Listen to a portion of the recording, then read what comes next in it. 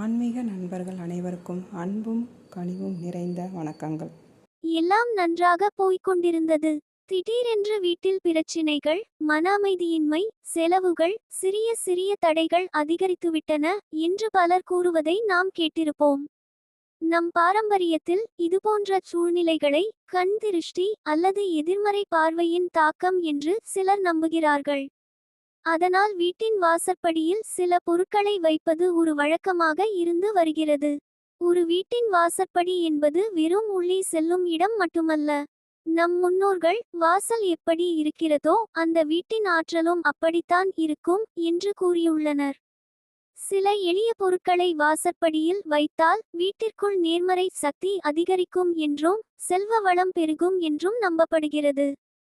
இன்றைய வீடியோவில் வீட்டு வாசற்படியில் கண்டிப்பாக வைக்க வேண்டிய 4 முக்கிய பொருட்கள் பற்றியும் அவற்றின் ஆன்மீக முக்கியத்துவம் பற்றியும் விரிவாக பார்க்கலாம்.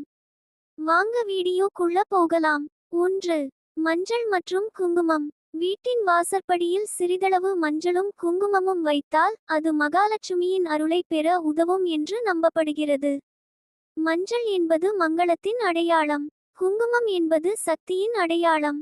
இரண்டையும் சேர்த்து வாசற்படியில் வைத்தால் வீட்டில் சுப நிகழ்வுகள் அதிகரிக்கும் என்ற நம்பிக்கை உள்ளது. ஒவ்வொரு வெள்ளிக்கிழமையும் வாசலை சுத்தம் செய்து மஞ்சள் நீர் தெளித்து குங்குமம் வைப்பது நல்லதாக கருதப்படுகிறது. 2. எலுமிச்சை மற்றும் பச்சை மிளகாய். கண் திருஷ்டிக்காக அதிகம் பயன்படுத்தப்படும் பொருட்களில் முதன்மையானது எலுமிச்சையும் பச்சை மிளகாயும். பொதுவாக 1 எலுமிச்சை, 7 பச்சை மிளகாய் இவற்றை ஒரு நூலில் கோர்த்து வாசலின் அருகில் கட்டும் பழக்கம் பல இடங்களில் உள்ளது. பலர் இதை வெள்ளிக்கிழமை அல்லது செவ்வாய்க்கிழமை மாற்றுவார்கள். பழையதை வீட்டுக்குள் வைக்காமல் முறையாக அகற்றும் வழக்கமும் உள்ளது. 3. கருப்பு திருஷ்டி பொம்மை. பல வீடுகள் மற்றும் கடைகளின் வாசலில் கருப்பு நிற திருஷ்டி பொம்மையை பார்த்திருப்பீர்கள். இது தீய பார்வையை தடுக்கிறது என்று பலர் நம்புகின்றனர். இதனை வாசலின் வெளியே, கதவின் மேல் பகுதி, வீட்டிற்கு வரும் நபர்கள் பார்க்கும் இடத்தில் மாட்டுவது வழக்கமாக உள்ளது. ஆனால் வீட்டிற்குள் அல்ல, வெளியே மாட்டுவதே பாரம்பரிய நடைமுறையாக கருதப்படுகிறது. 4. வேப்பிலை அல்லது மாமர இலை தோரணம். வேப்பிலை மிகவும் புனிதமானதாகவும் சுத்திகரிக்கும் தன்மை கொண்டதாகவும் பாரம்பரியத்தில் கருதப்படுகிறது.